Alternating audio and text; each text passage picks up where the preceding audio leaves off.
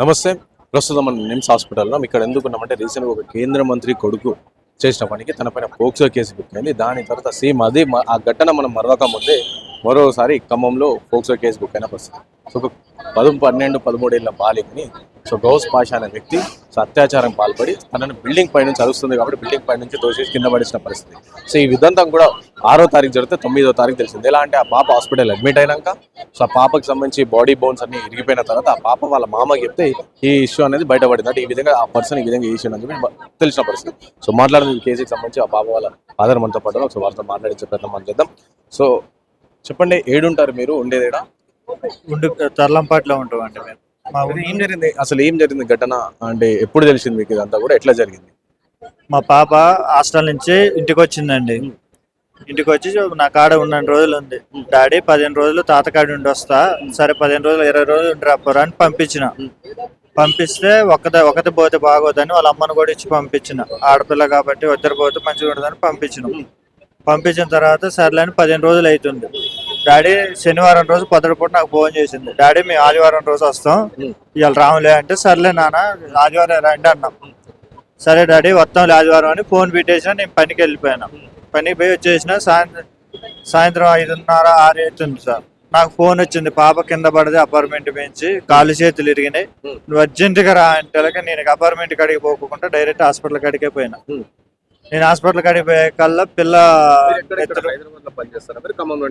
లేదు సార్, తల్లంపట్లోనే ఉండూరులో పని. ఉండూరులోనే పని పోయి వచ్చిన. పని పోయి వచ్చినాక నాకు ఫోన్ వచ్చాకనే ఎమ్మటే ఊరికి వచ్చాను సార్. నేను ఊరికి వచ్చాకల్లా ఏముంది, పిల్ల గవర్నమెంట్ హాస్పిటల్ తీసుకొచ్చారు. పిల్ల మొత్తం బ్లీడింగ్ అయింది, చేతులు కాళ్ళు మొత్తం ఇరిగినాయి, ఎన్నుపోసి ఇరిగిందని చెప్పారు అక్కడనే గవర్నమెంట్ హాస్పిటల్నే. చెప్పినాక ప్రాణం గలగల్లాడింది. ఇక నేను తట్టుకోలేకపోయినా. ఇక్కడ డాక్టర్ గారిని అడిగితే మా వల్ల కాదమ్మా తీసాపోండి, ఎడున్నా పాప బతకదు, మీరు ఎంత తొందరగా అప్పుడే చెప్పేసారు పాప డేంజర్ ఉంది బతకదు అని చెప్పి చెప్పారు. పాప బతకదమ్మా, మీరు అర్జెంట్ గా ఏదైనా హాస్పిటల్ తీసుకుపోతేనే పాప బతుకుద్ది అని అంటే కల్లా నేను ఎమ్మటి ఎయిర్ హాస్పిటల్ మార్చాను సార్.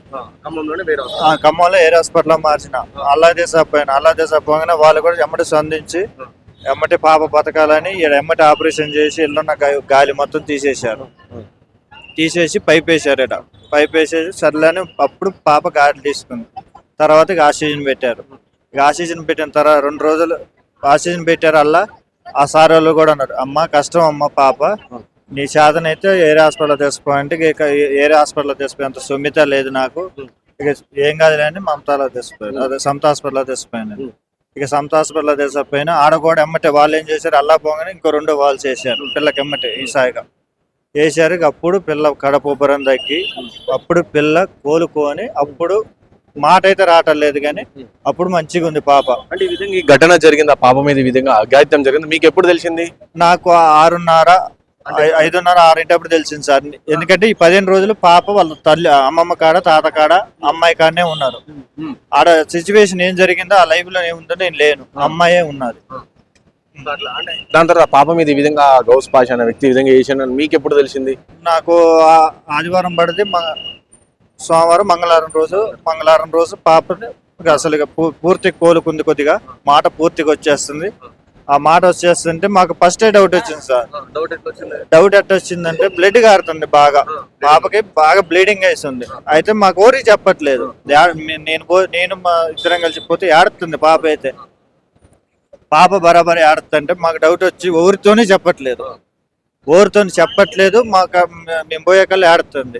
ఇక ఒక రోజు చూసినాం, మా బామ్మర్ది రమ్మని, అది ప్రసాద్ కనుక్కోపో అసలు ఏం జరిగింది, పాప మేము పోతే ఆడుతుంది, అసలు సిచ్యువేషన్ ఏందో మాకు చెప్పట్లేదు. ఎందుకంటే నువ్వు ఒక బిడ్డ లెక్క చూసుకుంటావురా, నువ్వు కూడా నీకైతేనే మంచిగా విమర్శ చెప్పు, మాకు చెప్పదంటే ఆయన పోయి కనుక్కున్న తర్వాత అసలు నిజం బయటపడదు. పాపకి ఏం చెప్పింది, ఇటు సంగతి నేను ఆడుకుంటుంటే మావయ్య నా వెనకలు వచ్చిండు, నేను ఒక స్టేర్ మీద ఆడుకుంటున్నా, నేను నా వెనకలు వచ్చే కల్లా నేను భయంతో 2వ స్టేర్ మళ్ళీ ఇంకొకటి పైకి ఎక్కిన. ఇక ఆ తర్వాత నుంచి ఏం జరిగిందో నాకు తెలియదు. నాకు దిమ్మరిపోయినట్టుంది. ప్లేస్ చూసే కల్లా నేను పైన ఉన్న మావయ్య, నా బట్టలే నిప్పు ఉన్నాయి, నేను గలీజ్ చేసిన, నా జుట్టు అంతా జరిగింది, నా ఎట్టనో ఉన్నా, నేనే ఒకళ్ళ కళ్ళు తిరిగి కింద నేనే లేచిన, కళ్ళు తిరిగి కింద పడ్డనేమనుకున్నా. లేచి వేసుకునే లోపు వెనక నుంచి ఒక అతను అప్పుడు దొరకాయన గడ్డ ముందు ఫస్ట్ గడ్డ ముందు మా అంటే దొరకాయన అమ్మ అంటే తా అన్నదంట. సర్లే అమ్మ అని నెట్టినందుకు కథం ఇక నా పట్టుకుండంట ఇసిరేసినట్టుంది అన్నదంటే ఇక కథం పాపకు గుర్తులేదు, ఇక పాపకు సోయలేదు. ఇక సో మళ్ళీ ఆ వ్యక్తి కూడా అంటే ఆ పాప చెప్పిన తర్వాత వ్యక్తి అప్పటి వరకు కూడా మీతో కామన్ గా నుండి మాట్లాడడం అంతా కూడా సన్నిహితంగానే ఉంటుండే అంట కదా. సన్నిహితంగా అంటే మాతో మా సన్నిహితంగా అయితే లేడు, వీళ్ళతో వీళ్ళ మా అత్త మామతో అయితే సన్నిహితంగా ఉండంట 2 రోజులు కూడా ఉండంట. పాపకి మాట రాన 2 రోజులు కూడా మాటనే ఉండంట. అండ్ ఈ ఘటన జరిగిన తర్వాత కూడా ఆయన ఎవరితోనూ మాట్లాడించి కాంప్రమైజ్ చేయించే ప్రయత్నం కూడా అట్లా కూడా జరిగినాయి అని చెప్పేసి వార్తలు వాస్తవం జరిగింది. అంటే ఎవరైనా మాట్లాడించే ప్రయత్నం చేశారా? మాకైతే ఎవరు చేయలేదు సార్. సో మాకైతే ప్రభుత్వం నుంచి ఇప్పుడు ప్రజెంట్ ఉన్న కాంగ్రెస్ గవర్నమెంట్ నుంచి ఎవరైనా మాట్లాడారా? మీకు ఏమైనా భరోసా కానీ హామీ కానీ ఇచ్చిరా? పాపకి న్యాయం చేస్తామని చెప్పేసి ఇచ్చారు సార్. పాప ఎట్ట ఉంది మీకు న్యాయం చేస్తాం, ఏది బయటపడ్డాక మొత్తం మేము అది చేసినాక మొత్తం కదిలి వచ్చి మనకి సాయం చేస్తున్నాం. ఆయన అరెస్ట్ చేసిరా పోలీసులు అప్పుడే? చేశారు సార్. మేము అక్కడికే పోదామని వెళ్తున్నాం. మా ఊరు లాయర్ గారు వచ్చి వద్దు గొడవలు వద్దు ఏమొద్దు పరిశీలన చేసుకున్నా న్యాయం చేద్దాం అని ఆయన చెప్తే అప్పుడు అందరం ఆగి ఆయన మాటిని పోలీస్ స్టేషన్ పోయి పోలీస్ స్టేషన్ లో కేసు పెట్టి తీసుకున్నారా? ఎమ్మడే తీసుకున్నారు సార్. ఒప్పుకున్నారంట ఆయన? 2 రోజులకే ఒప్పుకున్నారు.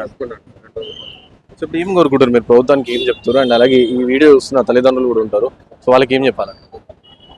నా అసలు బిడ్డలు అందరికీ ఉన్నారు, అసలు బిడ్డలు అందరికి వాడికి ఉన్నారు.